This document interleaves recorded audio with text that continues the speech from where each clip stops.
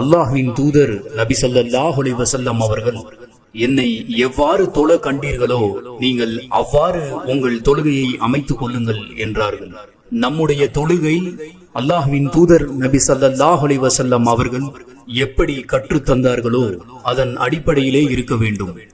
இப்போது 2 சஜிதாக்களுக்கு இடையிலே நாம் ஓத வேண்டிய துவாவை அல்லாஹ்வின் தூதர் நபி ஸல்லல்லாஹு அலைஹி வஸல்லம் அவர்கள் கற்றுத் தந்திருக்கின்றார்கள். நசாயி என்ற நபிமொழி தொகுப்பிலே 1059வது ஹதீஸாக இடம்பெறுகின்றது. ஹுதைபா ரலியல்லாஹு அன்ஹு அவர்கள் அறிவிக்கின்றார்கள், அல்லாஹ்வின் தூதர் நபி ஸல்லல்லாஹு அலைஹி வஸல்லம் அவர்கள் தன்னுடைய தொழுகையில் 2 சஜிதாவிற்கு இடையில் ரப்பிக் ஃபிர்லி ரப்பிக் ஃபிர்லி, இறைவா என்னை மன்னித்து விடு, இறைவா என்னை மன்னித்து விடு என்று கூறுவார்கள்.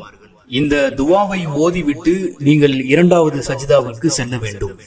முதலிலே ஒரு சஜிதா செய்துவிட்டு பிறகு எழுந்து இந்த துவாவை ரப்பிக் ஃபிர்லி ரப்பிக் ஃபிர்லி என்று ஓதிவிட்டு பிறகு 2வது சஜிதாவிற்கு நீங்கள் செல்ல வேண்டும்.